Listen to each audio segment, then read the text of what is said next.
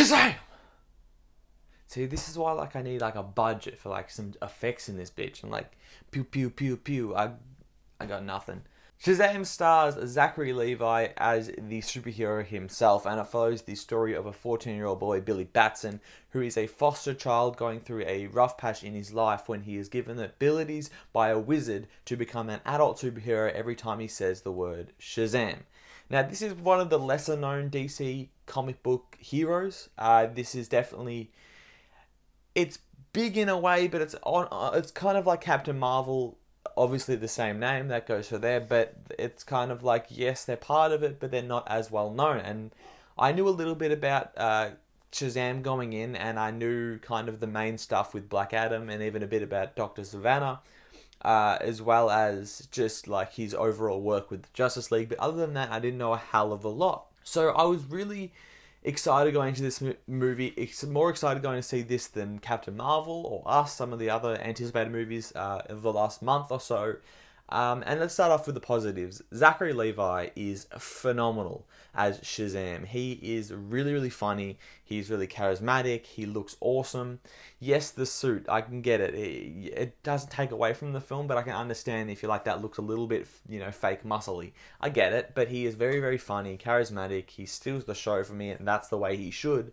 And it's interesting because you rarely get something with this movie we don't really get with superheroes movies. You don't see him with the normal side because he doesn't have a normal side. He is Billy Batson, and then he's Shazam. So Shazam is always a hero. He is always this big cape-wearing superhero. And that's something I really liked about this film, was because you get to see him in, as Shazam the entire movie. And they gave, the serious stuff or the non-superhero stuff was actually up to the other actor who played Billy Batson to do. Now, staying with the cast, Jack Dylan Grazer is phenomenal in this film. He really is a funny kid. He's the kid out of It. He has a really bright future ahead of him. He is hilarious. Every time he's on screen, he's just so damn funny. And I'm like, this kid's funny. Like, yes, he's not writing his own lines. He's not this comedic genius, but the delivery, the way he says it, everything just comes off really, really, really entertaining with him. And even when he got a bit serious, it came off believable. He's just a great young actor, and I really want to see more of him going forward. Now, of course, this movie is not only funny because of Jack Dylan Grazer. This is just a funny movie in general. This is a light-hearted, fun time family film, and I like that bit. It's not going hard like some of the other DC films have done as of late. They went with a light-hearted touch like we see with a lot of Marvel films where they sprinkle in some comedy. This one probably sprinkles in a lot more comedy than maybe any Marvel movie ever has, because this is truly, this is a 14-year-old kid being a superhero. This is, every kid's dream at some stage, and he's going to be an idiot about it because he's 14, he's immature. If you've seen anything in the comics, a reason behind Shazam not really being a main core member of the Justice League is because of his immaturity and his age. So that's going to definitely show throughout this film, and moments that necessarily could be serious, they just play off kind of fun moments, which I understand, and usually I'm not for that. That's a problem I have with some Marvel films, but this one, it did make sense. It goes over the top with it sometimes, but it definitely made sense towards the whole plot of the movie and the character. Another positive, and I'm glad to say the DC movie has a lot of positives, this movie isn't just funny, it's actually kind of heartwarming. It's got a family fun tone with the whole plot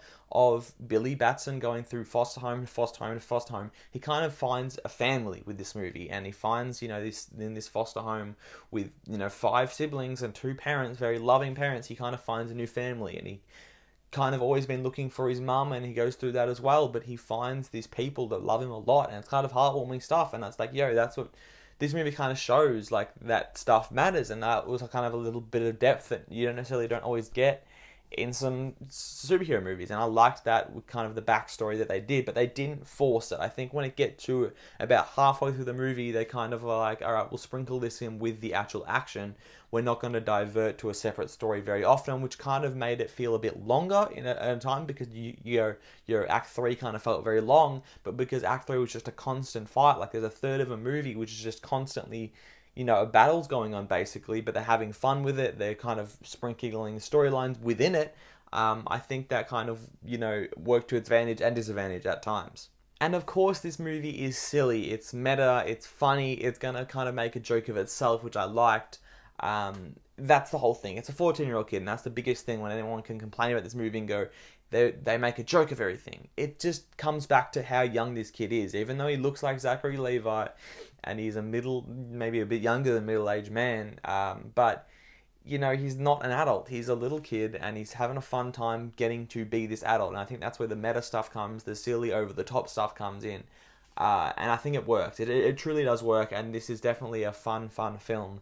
Pretty much anyone can enjoy.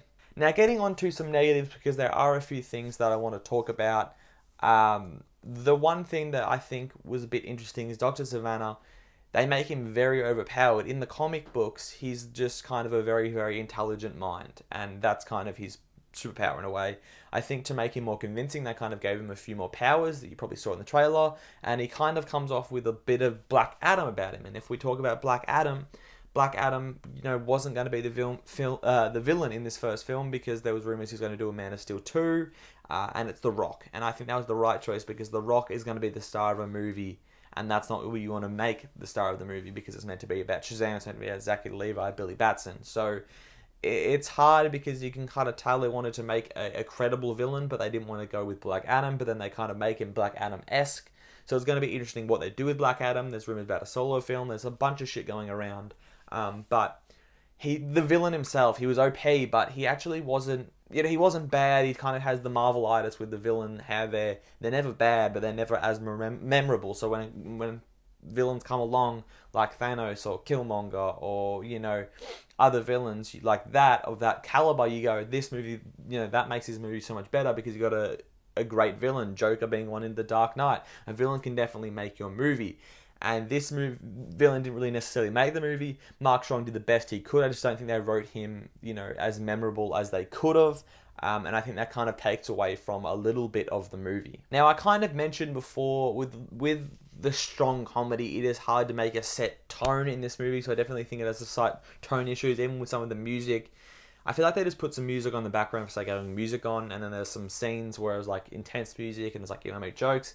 Just tonal issues there, I think, kind of fall into, though, that you're trying to make a superhero movie with a 14-year-old, and it's going to be hard to do, and it's going to be silly, but then it's like, when do we make it serious, when do we make it silly, and that kind of falls a bit of a line there. Now, the other thing I wanted to talk about is actually a spoiler, so if you guys want to click ahead, it's only going to be about for 30 seconds. I just want to quickly mention something, because it is going to impact the way I thought about this movie.